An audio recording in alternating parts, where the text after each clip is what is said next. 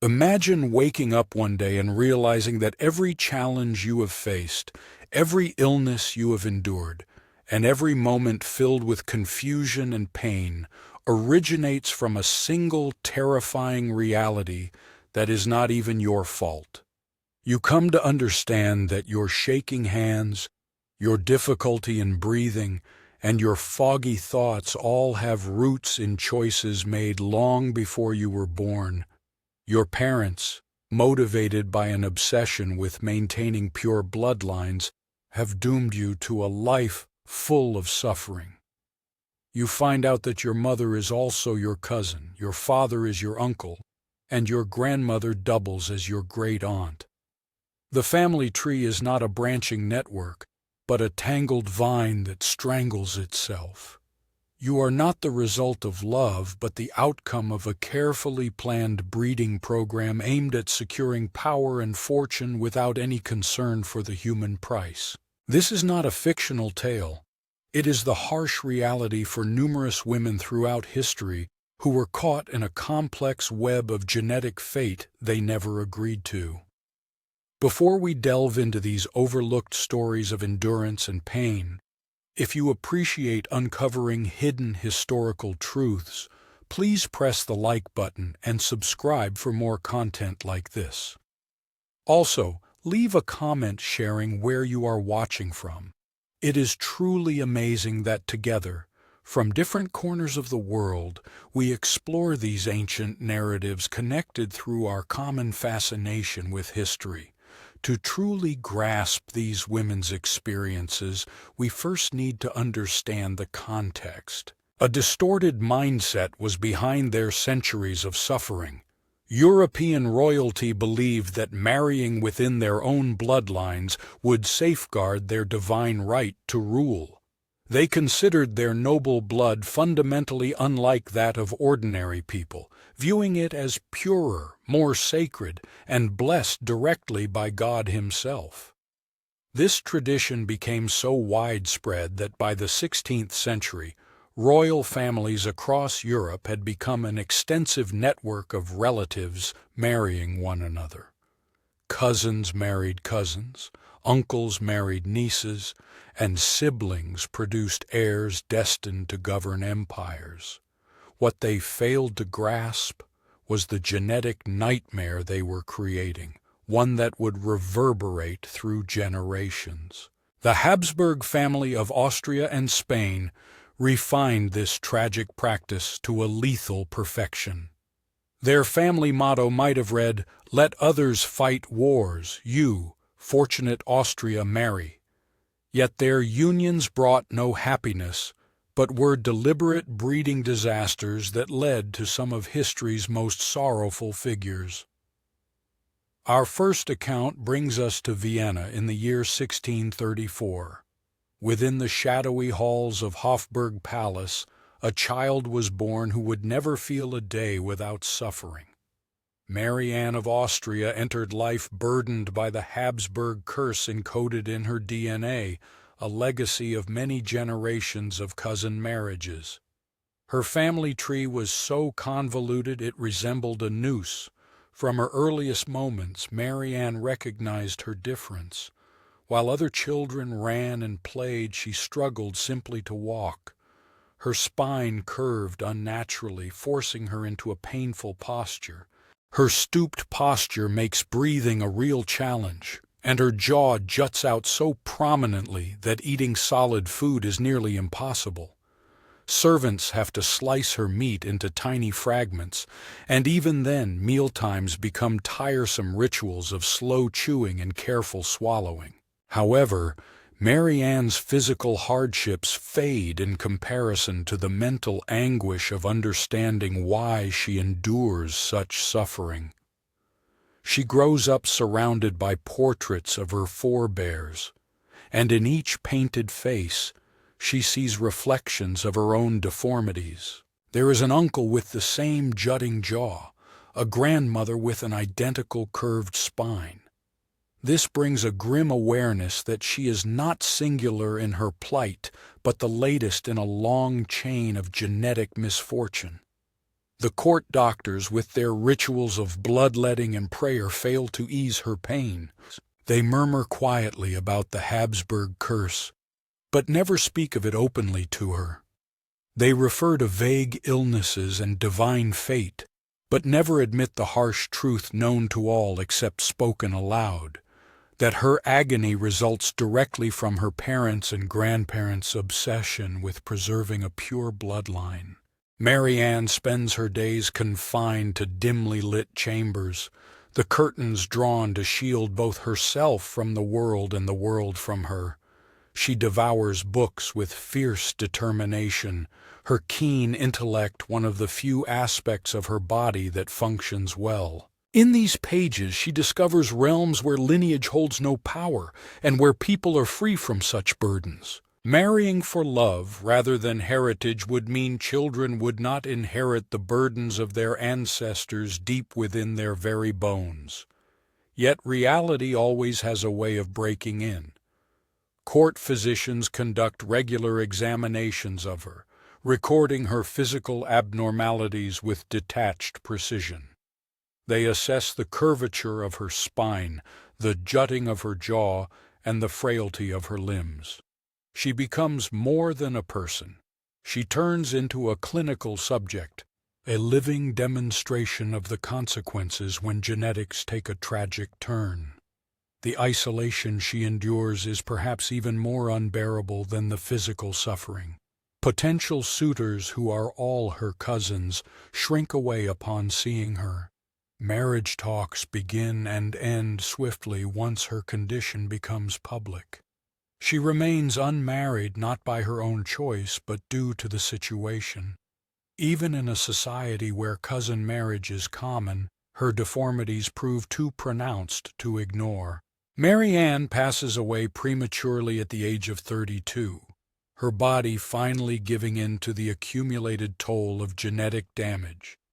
Although her death certificate mentions several ailments, the true cause is never officially acknowledged. She died because successive generations of her forebears valued power above humanity and purity above empathy. Leaving Austria behind, our narrative shifts to Spain, centering on perhaps the most sorrowful figure in this grim saga, Joanna of Castile. Known in history as Joanna the Mad or Juana la Loca, she was born in the year 1479 to Isabella and Ferdinand, the Catholic monarchs responsible for expelling Jews and Muslims from Spain and financing Columbus's expeditions. Joanna appeared destined for greatness, but her life turned into a warning about the heavy cost of preserving bloodlines. Pure Joanna's instability was not evident during her early years. She was intelligent and well-educated, fluent in several languages. However, the roots of her downfall were already embedded in her genetics. Her parents were cousins, part of the tightly woven network of European royalty who had intermarried for many generations. The earliest signs of her decline appeared after she wed Philip the Handsome of Burgundy. This marriage was arranged to reinforce political ties, but turned into a psychological struggle. Philip was unfaithful, cold, and manipulative.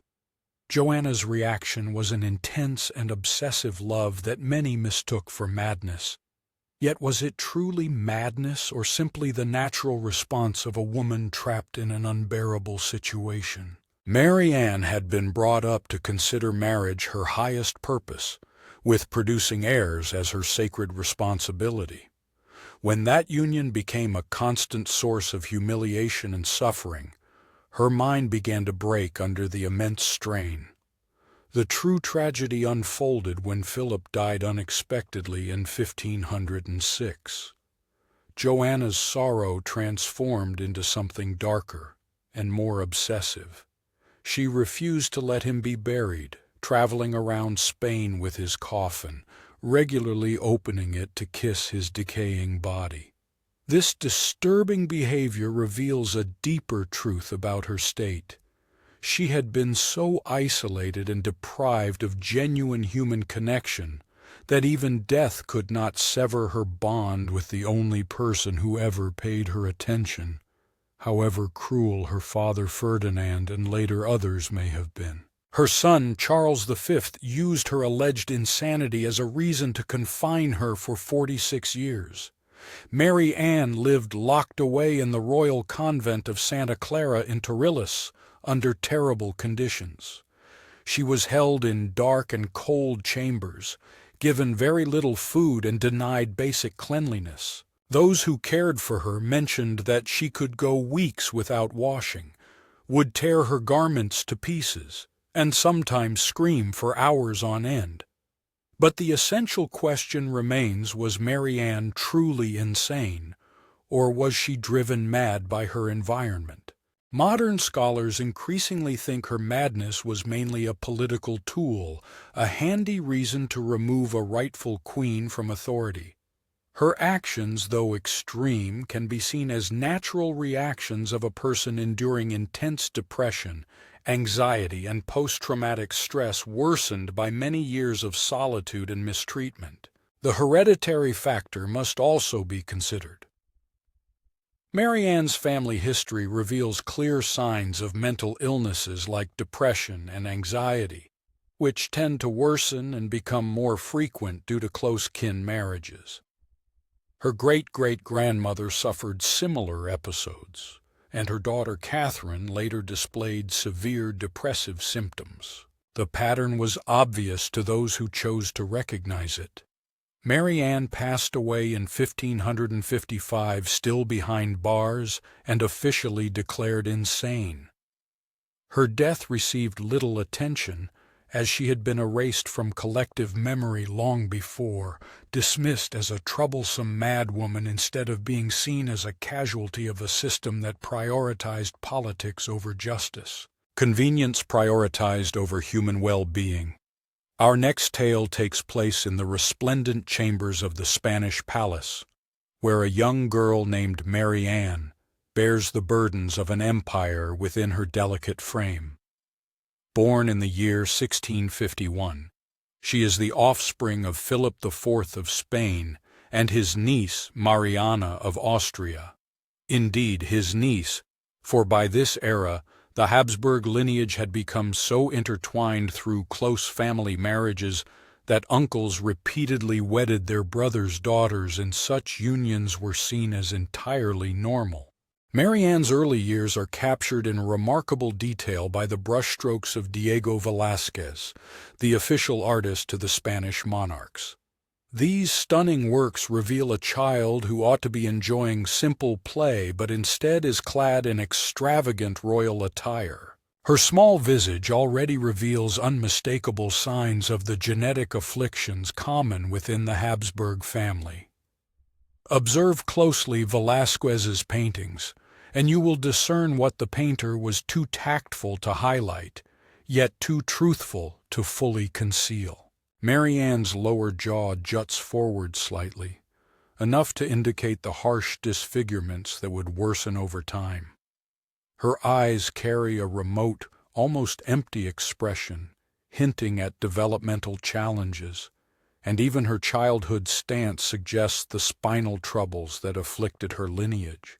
However, the cruelest part of Mary Ann's existence is not her condition, but rather the utter absence of control regarding her own destiny. From the moment of her birth, every choice about her future was decided by others. Mary Ann is viewed by men not as an individual, but as a political asset. While still a toddler, she is promised in marriage to her uncle Leopold I, Holy Roman Emperor. This engagement is heralded throughout Europe as a major diplomatic victory. No one stops to think about what this arrangement means for the young girl at its center.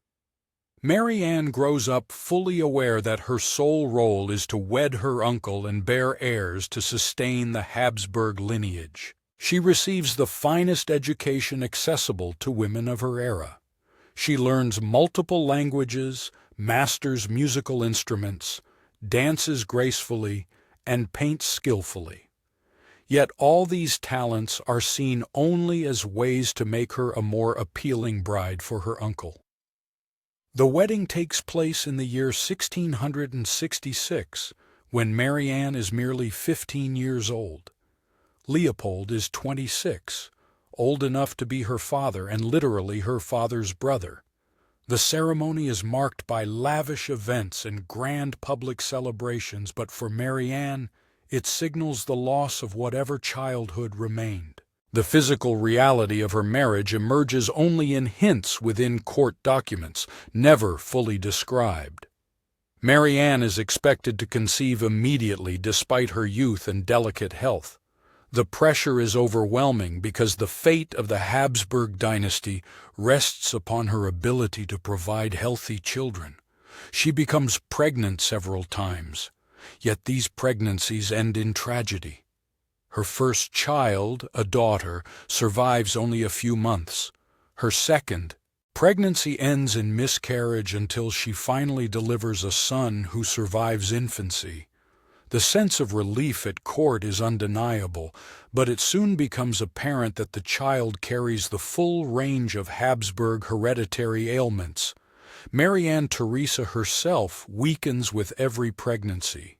The combination of consanguinity-related health issues and the immense physical burden of continuous childbirth severely affects her body.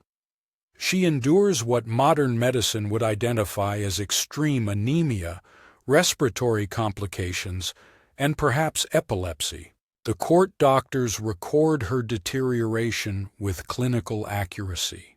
They observe her growing struggles with speech, regular seizures, and an inability to retain food, but they never attribute these signs to the obvious reason: the genetic damage from generations of inbreeding.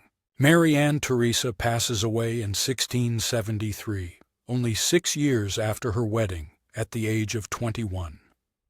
Official documents cite fever as the cause of death, yet the truth is that her body collapsed under the cumulative strain of hereditary defects and physical exhaustion. While her demise is grieved across the empire, the reasons are sadly misplaced.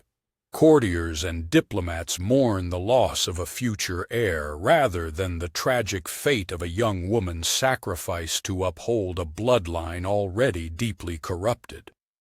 Our story now moves to the dazzling Versailles court, where beneath the grand ceremonies and splendid buildings, a princess named Marianne of Austria faces the unseen burdens tied to her Habsburg lineage.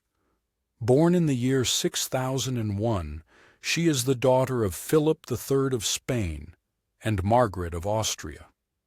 This is yet another instance of an uncle and niece union, a practice regarded not only as usual but even preferred among European monarchs.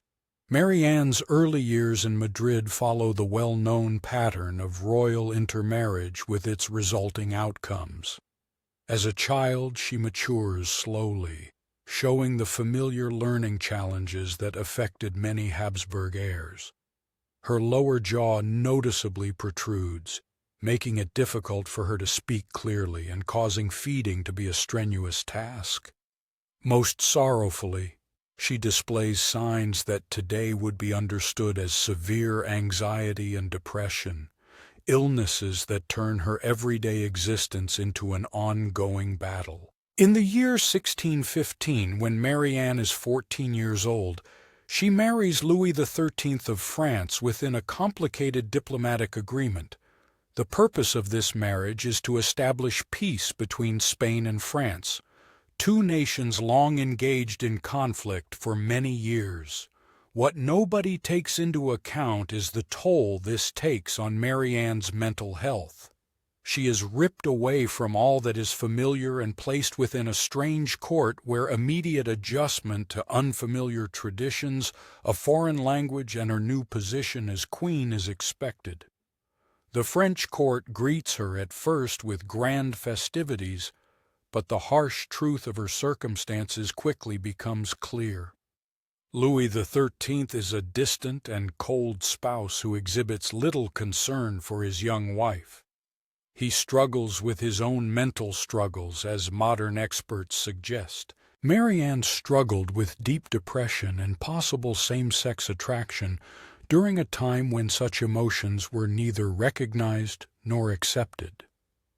Caught between conflicting demands as Queen of France, she was pressured to produce male successors to secure the throne. Yet as a member of the Habsburg family, she inherited genetic complications that made bearing healthy children extremely challenging. Her initial pregnancies tragically ended in miscarriages or infant fatalities, each loss amplifying her sadness and anxiety. Physicians at court, guided by the medical knowledge of their era, blamed Mary Anne for these repeated failures. They subjected her to harsh and degrading treatments including bloodletting, purging, and strange dietary rules. Her private areas were frequently examined for signs of what they termed defects in her womanhood. No one considered that the true cause might stem from inherited genetic problems caused by generations of closely related marriages. As years passed without a surviving heir, Mary Anne's isolation grew deeper. She became the subject of palace rumors and political schemes. Nobles murmured that she was cursed, that divine disapproval fell on the Spanish marriage, and that France deserved a different queen. The mounting pressure caused Mary Anne to develop symptoms that modern doctors would identify as extreme agoraphobia. She grew fearful of public appearances and spent extended periods secluded in her private chambers. At the same time, her relationship with King Louis XIII deteriorated further as both parties struggled under these relentless burdens. As they hold each other accountable for their inability to have children, their lives drift apart, intersecting only when the strict rules of the court demand it. Mary Anne turns to faith for solace, dedicating countless hours to prayer and developing a nearly obsessive attachment to Catholic ceremonies. When the long-awaited miracle arrives, it almost feels unreal. After 23 years of marriage, Mary Anne gives birth to a healthy boy, the future Louis XIV, known as the Sun King. The birth is celebrated all over France as a divine blessing. Yet for Mary Anne it brings both victory and fresh fears. She understands that her worth primarily depends on her ability to bear heirs, and now she must face the pressure to once again succeed. 2 years later, Philip is born, ensuring the royal succession and finally easing some of the relentless stress weighing on Mary Anne. However, the physical and emotional consequences of her prolonged struggles cannot be erased. She continues to live as a profoundly anxious and melancholic woman, finding little happiness even in her ultimate achievement as a mother. Her later years are overshadowed by worsening health problems including digestive troubles, respiratory difficulties, and what court physicians referred to as melancholy episodes, which would confine her to bed for several days at a time. Modern interpretations suggest she suffered from inherited anxiety disorders and depression common in Habsburg lineage, conditions worsened by the traumatic experiences she endured early in her marriage. Mary Anne passed away in the year 1666. Having survived her husband and witnessed her son rise to become one of Europe's most dominant rulers, Mary Anne's legacy is not the political triumph celebrated by history. Instead, it reveals the emotional toll of a system that regarded women merely as reproductive vessels and overlooked the genetic impact of dynastic unions. While Mary Anne is largely known for her involvement in the French Revolution, her narrative is deeply intertwined with the Habsburg tradition of inbreeding and its repercussions. Born in the year 1755, she was the daughter of Empress Maria Theresa of Austria and Francis I, Holy Roman Emperor. Although their marriage was not as closely entangled as other Habsburg alliances, it still carried the inherited genetic weight of generations of cousin marriages. Arriving in France at the age of 14 as a bride, Mary Anne brought with her not only the aspirations of the Austrian-French alliance, but also the concealed burden of the Habsburg genetic legacy. Her renowned portraits by painters like Elizabeth Vigée Lebrun depict a striking woman, yet they subtly hint at hereditary features. The slightly protruding lower lip and the unmistakable Habsburg jawline that became increasingly prominent with each generation of intermarriage. However, Mary Anne's true hardships were not immediately apparent. Like many descendants of the Habsburg family, she endured what the royal doctors labeled as feminine ailments, severe menstrual troubles, frequent miscarriages, and other health difficulties. What modern medicine would identify as hormonal imbalances likely rooted in genetic causes affected her deeply. Mary Anne's marriage to the future King Louis XVI faced difficulties from the very start, but not in the way gossip suggested. Both individuals were confronting the burdens of their own inherited genetics. Louis XVI exhibited signs of developmental delays and social discomfort that hindered closeness, while Mary Anne wrestled with anxiety and depression that had been a recurring issue among Habsburg women over many generations. The demand to produce an heir was overwhelming. For 7 years, the couple's relationship remained unconsummated, fueling harsh rumors about both of them. Court doctors frequently examined Mary Anne, searching for physical explanations for their inability to conceive. What remained unknown at the time was that both partners were battling psychological and possibly physical challenges linked to their inbred backgrounds. When Mary Anne eventually became pregnant, her struggles did not end there. Her initial pregnancy was dominated by extreme morning sickness, panic episodes, and what today would be called prenatal depression. Her daughter Marie Theresa arrived healthy, yet later pregnancies were accompanied by miscarriages and infant deaths, inflicting profound emotional suffering. The most heartbreaking part of Mary Anne's narrative is how her genetic legacy intertwined with the disastrous political upheaval of the French Revolution. Her ongoing anxiety and depression were likely intensified by the effects of inbreeding compounded by the era's turmoil. Hormonal imbalances made it challenging for Mary Anne to manage the intricate political turmoil unfolding around her. Her inclination toward rash choices and emotional outbursts, traits that might have been controlled in a stable political setting, turned into critical weaknesses as France plunged into revolution. Courtiers observed her increasingly unpredictable behavior as the crisis deepened. She would alternate between episodes of intense activity and profound sadness, unable to sustain the steady political discernment required during such a critical time. Contemporary scholars argue whether her mood fluctuations were solely a response to circumstances or indicated deeper psychiatric issues often seen in Habsburg genealogy. The notorious expression, "let them eat cake," which she most likely never actually uttered, illustrates how her adversaries exploited what could have been signs of hereditary mental health struggles to depict her as heartless and detached. The true tragedy was not her cruelty, but quite the contrary.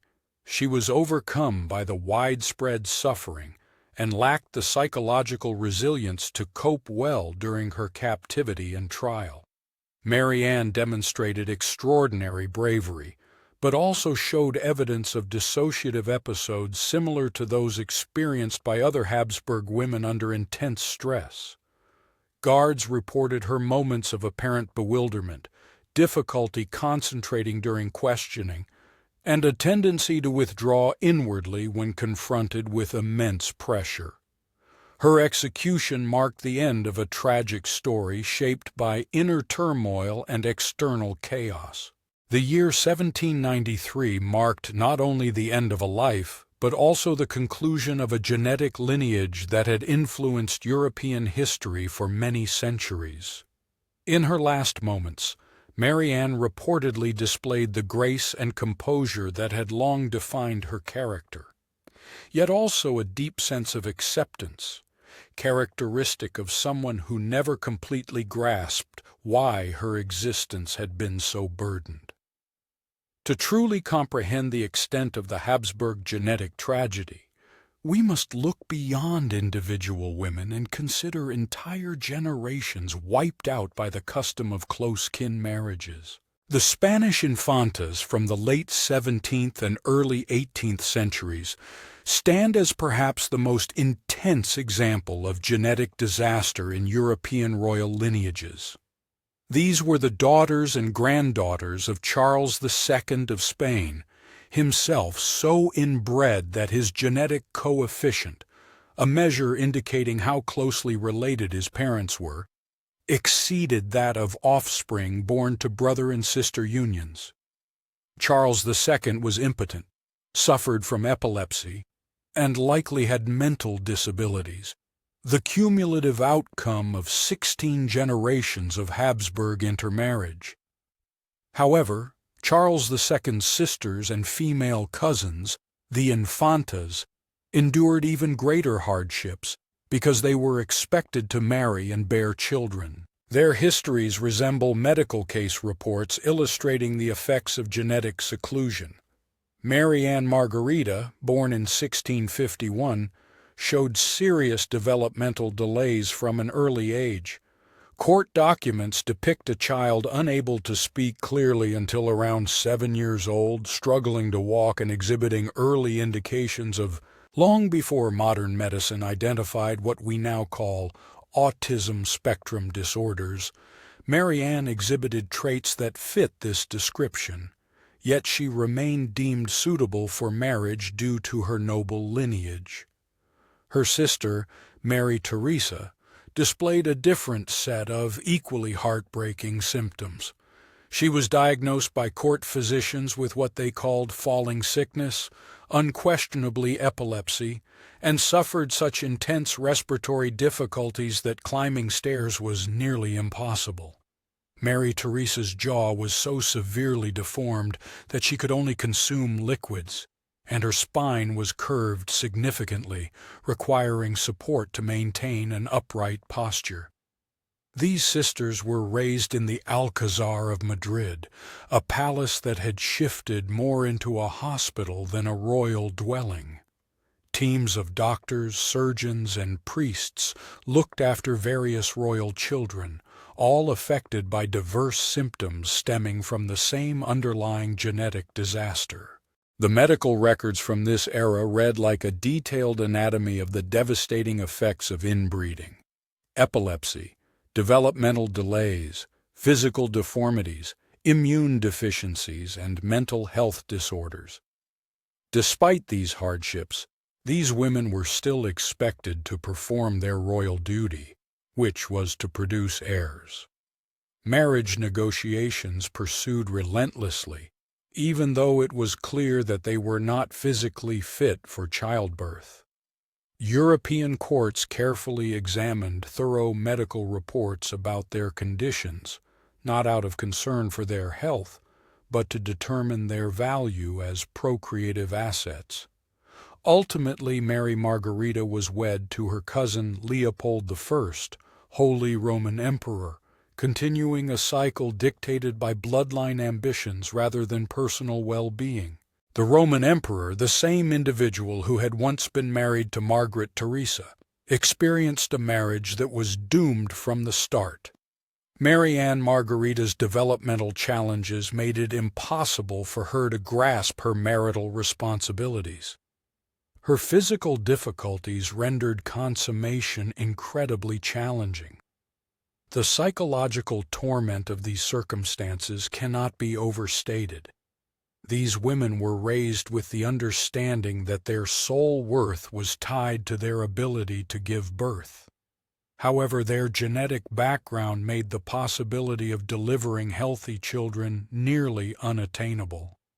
They lived in constant dread of pregnancy, fully aware that each conception endangered not only their own survival, but probably resulted in offspring even more afflicted than themselves. Court documents from this era expose the heartbreaking human toll in vivid detail. Correspondence among royal women speaks of miscarriages, infant fatalities, and the persistent dread that accompanied every pregnancy. They recount births of children so severely malformed that survival outside the womb was impossible, and others who lived only a few days or weeks before succumbing to inherited disorders. The mental effects were overwhelming. Many of these women developed what today's psychiatry would identify as intense anxiety disorders, depression, and post-traumatic stress. They became withdrawn, fearful of public appearance, deeply ashamed of their looks and their perceived failures as spouses and mothers. Most painfully, they often placed blame on themselves for their inability to bear healthy heirs due to their genetic legacy. Scientific knowledge that could clarify their condition would only emerge centuries later, so they perceived their difficulties as personal shortcomings or divine retribution. This self-blame added an extra burden to lives already filled with physical and emotional anguish. To truly grasp the experiences of these women, we need to explore the genetic science behind their suffering. When closely related people have children, there is a greater probability that the offspring will inherit 2 copies of harmful recessive genes. In a healthy, genetically varied group, these damaging genes are often suppressed by normal copies received from unrelated parents. However, when cousins marry cousins repeatedly, as the Habsburgs did for many generations, these harmful genes accumulate and intensify. Each subsequent generation becomes more prone to exhibiting genetic disorders that would normally remain hidden.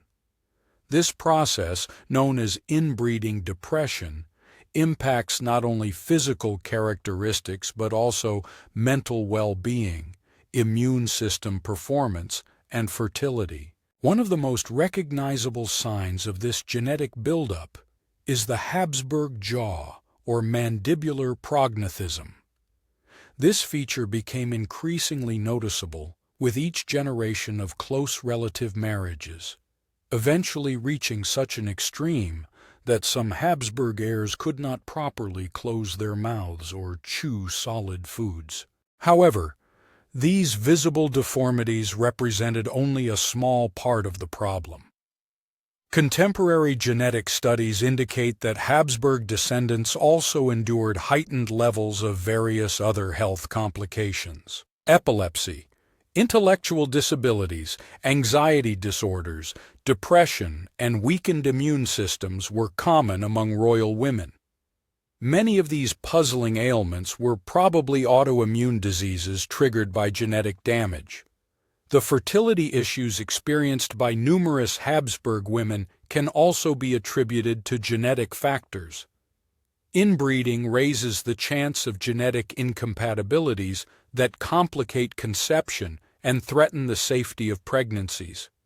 The elevated rates of miscarriages and infant deaths in Habsburg families were not simply due to a lack of medical knowledge, but were the unavoidable consequences of genetic harm accumulating over many generations. Perhaps the most heartbreaking aspect involves the mental health struggles faced by women such as Joanna of Castile and Marie Antoinette. Their psychological challenges can be better understood as inherited vulnerabilities to mental illnesses brought on by environmental stress. These women were not intrinsically insane. Rather, they had genetic susceptibilities to anxiety and depression, conditions worsened by the overwhelming demands of their royal responsibilities. What amplifies the tragedy is how this cycle was allowed to continue even with clear proof of its damaging effects. Royal courts maintained thorough records detailing the health difficulties associated with inbreeding, yet they persisted in arranging marriages between cousins to secure political gains. Court doctors prepared comprehensive accounts of the physical and mental issues affecting royal offspring, but these findings were largely dismissed as routine medical observations. Rather than serving as warnings about genetic harm, the connection between inbreeding and health issues was clear to anyone willing to acknowledge it. However, political and economic interests always outweighed concern for human well-being. The Catholic Church, which might have intervened by denying approval for such close relative marriages, instead granted dispensations that made even the most genetically risky unions both legally and religiously permissible. The Church maintained that royal bloodlines were divinely chosen and that maintaining their purity mattered more than preventing human suffering. Even the women involved sometimes supported this system because they had been raised to believe that their royal lineage made them superior to ordinary people. Some actively pursued marriages within their own family to protect what they believed was their genetic legacy, unaware that they were in fact contributing to their own genetic decline. The most tragic part of this ongoing cycle is how each generation of women held on to the hope that their children would be different, that somehow their descendants would escape the hereditary curse haunting their families for centuries. They endured countless pregnancies and repeated miscarriages, clinging desperately to the belief that the next child would be born healthy. The Habsburg genetic experiment ultimately concluded with the death of Charles II of Spain in the year 1700. The absence of heirs ignited the War of Spanish Succession. Charles II had such severe genetic damage that he was impotent and possibly mentally impaired. This tragic conclusion was the result of countless generations of close familial marriages. His passing signified not only the termination of the Spanish Habsburg dynasty, but also marked the start of a gradual awareness that royal intermarriage was unsustainable. Although cousin marriages persisted among European nobility, they became less frequent and involved more distant relatives as courts began recognizing the genetic dangers involved. The women whose lives we have examined were victims of a system that prioritized political expediency over human well-being and genetic purity over genetic soundness. They endured suffering and death not due to personal faults or divine wrath, but because their forebears made decisions favoring short-term political gains above long-term genetic impact. Their legacy is more than just a historical record of their pain. It is the scientific knowledge advanced by analyzing their conditions. Modern genetics owes a great deal to the sorrowful Habsburg case of interfamily breeding, as their affliction helped clarify how genes function and why maintaining genetic diversity is crucial for human health. Although widespread royal intermarriage like this is mostly a thing of the past, the underlying forces that caused such tragedies still remain in different forms. Isolated communities worldwide continue cousin marriages, often leading to comparable genetic risks. This persistent dilemma between maintaining cultural or social practices and safeguarding genetic health remains unresolved in many parts of the world. The tension between maintaining cultural customs and safeguarding genetic health continues to emerge in many situations. More broadly, these narratives warn us about the risks of regarding people as mere tools to achieve an objective, rather than as unique individuals worthy of respect and autonomy. The Habsburg women were seen only through the lens of reproduction, appreciated solely for their role in producing male successors and continuing family lines. Their personal wishes, needs, and well-being were always put behind political agendas. Such dehumanization is not limited to historical royal courts. Throughout history and even now, women have often been valued only for their childbearing abilities, their worth tied to producing offspring to serve the interests of others. The Habsburg case presents a severe example of a pattern that still exists globally in various forms. As we close these sorrowful chapters, we must face a difficult reality. The anguish endured by these women served a purpose, although not the one their oppressors intended. Their suffering, recorded in legal documents and medical studies, became vital evidence for the emergence of modern genetics. The Habsburg genetic case, as terrible as it was for those involved, offered science valuable insights into the effects of inbreeding. Our current knowledge of recessive genes, genetic variety, and hereditary disease patterns partly grew from examining the tragic consequences of cousin marriages in royal families. While this does not excuse their actions, it shaped scientific progress in genetics. This does not lessen or undermine the severity of their suffering, but it shows that their pain carried significance. The insights gained from examining their conditions have played a crucial role in preventing similar misfortunes and have advanced our comprehension of human genetics. The women we have explored, Mary Anne of Austria, Joanna of Castile, Margaret Teresa of Spain, Anna of Austria, Marie Antoinette, and the overlooked Spanish Infantas, were genuine individuals who experienced genuine hardships. They were not merely historical side notes or subjects for genetic analysis. They were daughters, spouses, mothers, and human beings deserving of more than the cruel destinies shaped by genetics and political agendas.